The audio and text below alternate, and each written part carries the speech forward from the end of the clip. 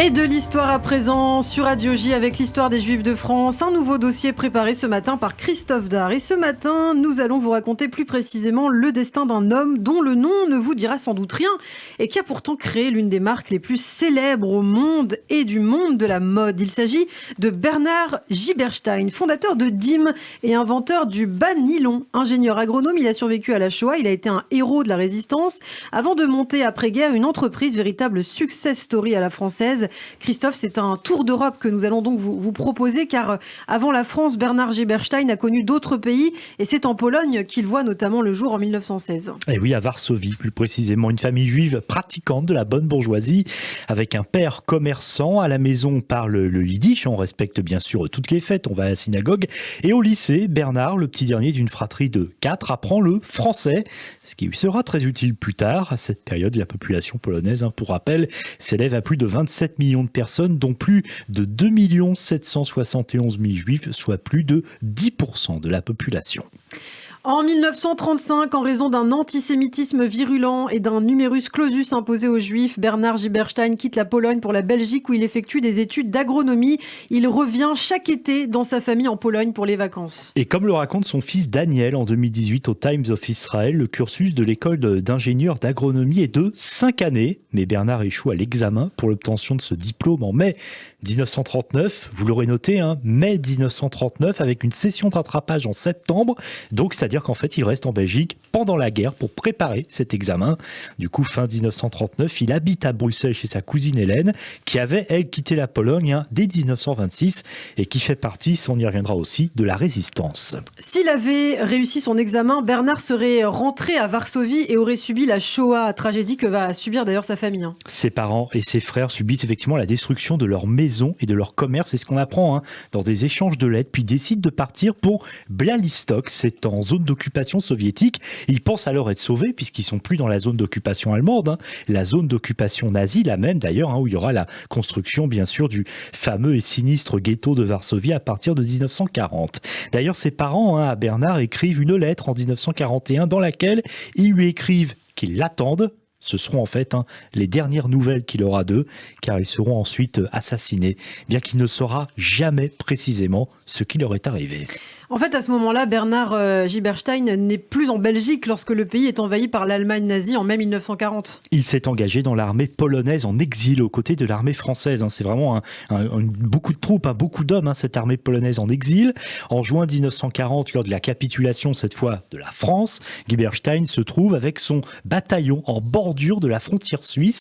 Alors il va passer la frontière et puis là, il est interné avec 16 000 soldats de l'armée polonaise dans un camp suisse.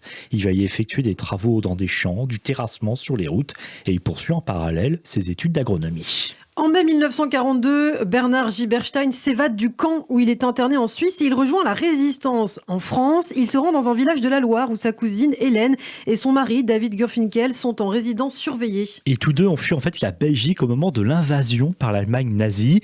Et Giberstein décide de les faire passer en Suisse, comme il le fera d'ailleurs pour d'autres familles juives. On parle à peu près d'une dizaine. Alors bien sûr, il prend beaucoup de risques. Pourquoi ? D'abord parce qu'il ne fait pas partie d'un réseau de résistance. On a beaucoup parlé de ces réseaux. Lui, il fait partie d'aucun réseau, il est tout seul. Et puis surtout, l'été 42, ce sont les fameuses rafles, le renforcement, bien sûr, des déportations dans la foulée de la rafle du Veldiv à Paris. Il est d'ailleurs arrêté, ce ne sera pas la seule fois, dans un train entre Annecy et Évian, donc toujours près de la frontière suisse. On est là en octobre 1942. Il reste 1 mois et demi en prison et il échappe miraculeusement à la déportation.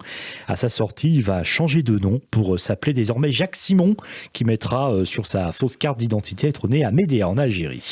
Il reprend ses activités dans la résistance, il continue de sauver des familles juives en tant que passeur, et avec même des histoires assez incroyables. Oui, effectivement, son fils Daniel Giberstein raconte en 2018 dans une interview au Times of Israel, sur laquelle je me suis appuyé pour préparer ce dossier, que pour un film documentaire d'Éric Bitoun sur son père, l'homme au bas nylon, film d'ailleurs aussi que j'ai regardé qui est vraiment passionnant, 52 minutes où l'on apprend beaucoup de choses, il a découvert et rencontré une certaine Vita Stuhlmann. En fait, elle raconte dans le film, c'est incroyable, comment donc à l'époque, elle est passée en Suisse et elle va découvrir en fait totalement par hasard, 30 ans plus tard, qu'en fait son passeur, c'était le patron de son mari chez DIM, à savoir donc bien sûr Bernard Giberstein.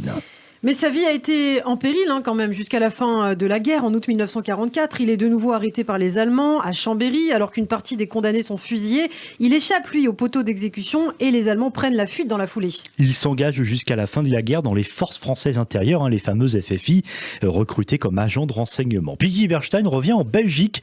Il effectue sa dernière année, on était resté là avant-guerre, dernière année à l'école d'ingénieur d'agronomie. Il obtient son diplôme en 1946. À la même période, il rencontre son épouse, elle aussi avec un destin particulier puisqu'elle avait été arrêtée par la Gestapo à Nice, transférée à Drancy, restée 8 mois dans le camp et qui, elle, a échappé à la déportation.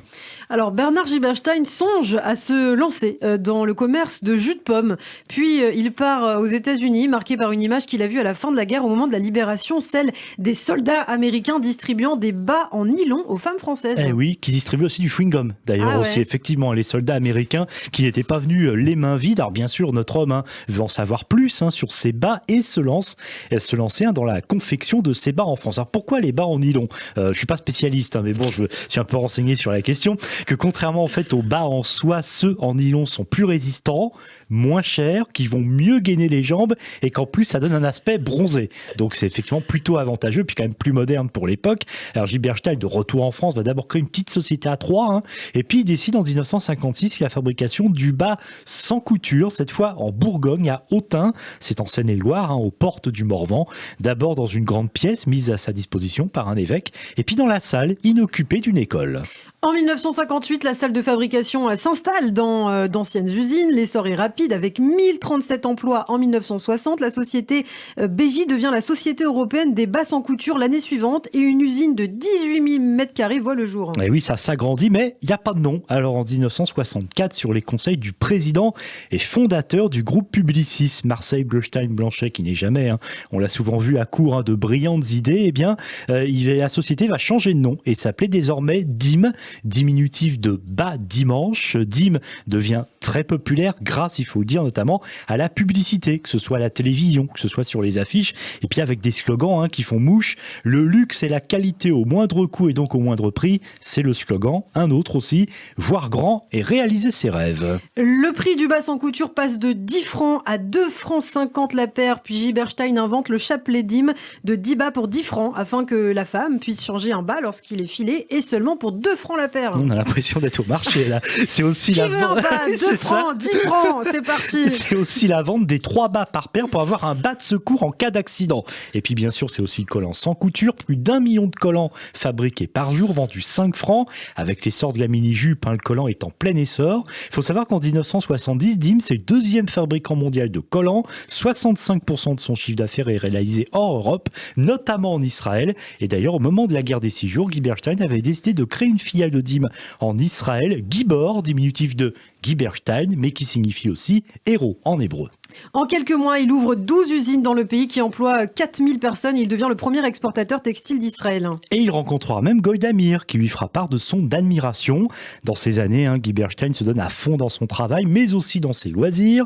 Son fils Daniel raconte au journal de Saône-et-Loire en 2018 « Au ski, on ouvrait les pistes et on faisait la fermeture. En voile, plus les éléments étaient déchaînés, plus il était heureux. C'était un éternel optimiste. L'adversité ne lui faisait pas peur, elle le stimulait. » Alors rapidement, Christophe, en 1973, DIM est vendu au baron Bick, mais Giberstein ne s'entend pas avec lui et 2 ans plus tard, il claque la porte de la société qu'il a pourtant lui-même créée. Et il essaye de relancer les affaires, mais il met finalement fin à ses jours en 1976 à l'âge de 59 ans. DIM qui se remettra jamais du départ de Giberstein, racheté par une multinationale américaine, puis un fonds d'investissement américain. Depuis 2014, c'est un groupe textile américain qui a racheté DIM pour 400 millions d'euros. Eh bien, merci beaucoup Christophe pour ce portrait de Bernard Giberstein.